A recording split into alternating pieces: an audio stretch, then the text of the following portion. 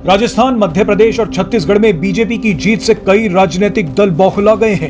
मध्य प्रदेश विधानसभा की 230 सीटों में से 163 सीटें बीजेपी जीत चुकी है।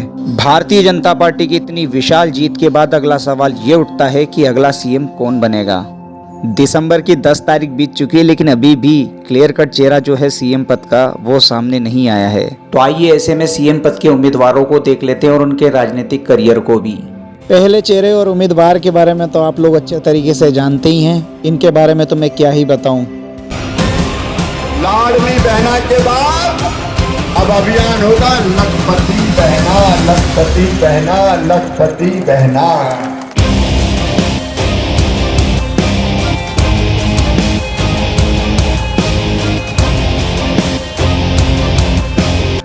बस इतना आपको याद दिला दूं कि 18 सालों से यही हमारे सीएम हैं और ये सीहोर जिले के रहने वाले हैं।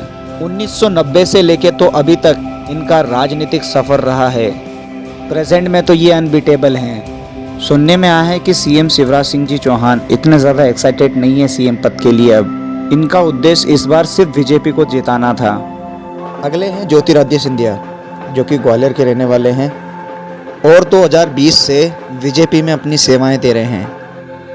विकिपीडिया के अनुसार ज्योतिरादित्य माधवराव सिंधिया भारत सरकार की 15वीं लोकसभा के मंत्रिमंडल में वाणिज्य एवं उद्योग राज्य मंत्री रह चुके हैं।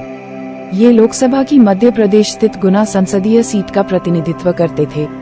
ज्योतिरादित्य सिंधिया मनमोहन सिंह के सरकार में केंद्रीय मंत्री रहे हैं। ये गुना शहर से कांग्रेस के विजयी उम्मीदवार रहे हैं। इनके पिता श्री माधवराव सिंधिया जी भी गुना से कांग्रेस के विजयी उम्मीदवार रहे थे।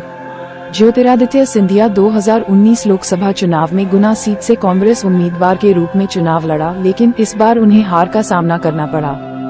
सीएम पद के लिए उम्मीदवार तो ये भी हैं, लेकिन देखने वाली बात ये होगी कि ये लोकसभा से विधानसभा में शिफ्ट होते हैं कि नहीं। सिंधिया परिवार के ये राजकुमार 2020 में बीजेपी ज्वाइन किए थे कांग्रेस को छोड़ के। इन्हीं की बदौलत कमलनाथ की सरकार गिरी थी।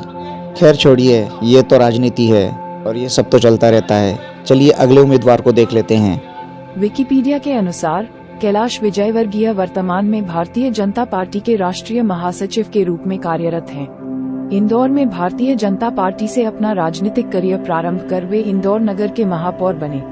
बिना कोई चुनाव हारे वे लगातार 6 बार विधानसभा के सदस्य चुने गए और वर्तमान में भाजपा के राष्ट्रीय महासचिव है।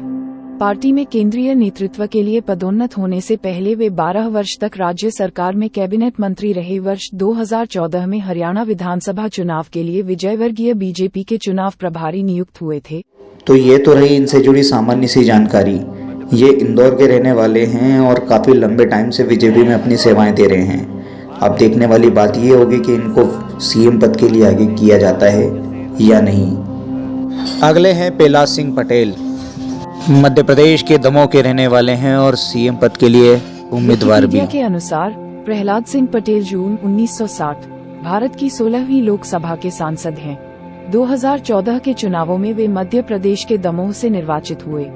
वे भारतीय जनता पार्टी से संबद्ध हैं। इसके पूर्व वे अटल बिहारी वाजपेयी मंत्रिमंडल में कोयला राज्य मंत्री रह चुके हैं। प्रहलाद सिंह पटेल ने 1999 में भारतीय जनता पार्टी के टिकट पर मध्य प्रदेश के बालाघाट से लोकसभा का चुनाव जीता था। वे पेशे से अधिवक्ता हैं। वे असंगठित मजदूर संघ के अध्यक्ष तथा बीजेपी की राष्ट्रीय कार्यकारिणी के सदस्य हैं। यह मध्य प्रदेश के प्रभावी नेतृत्व व वक्ता है। उनका जन्म 1960 में गोतेगांव में। इन चारों बीजेपी उम्मीदवारों में से सीएम कोई भी बन सकता है, लेकिन सबसे ज्यादा जिनके आसार नजर आ रहे हैं वो शिवराज सिंह चौहान मामा ही है। सीएम एक बहुत ही बड़ा पद होता है। अब तो ये बीजेपी ही बता सकती है कि वो किसको सीएम बनाएगी। मध्य प्रदेश की जनता को अभी हाल फिलहाल तो वेट ही करना है।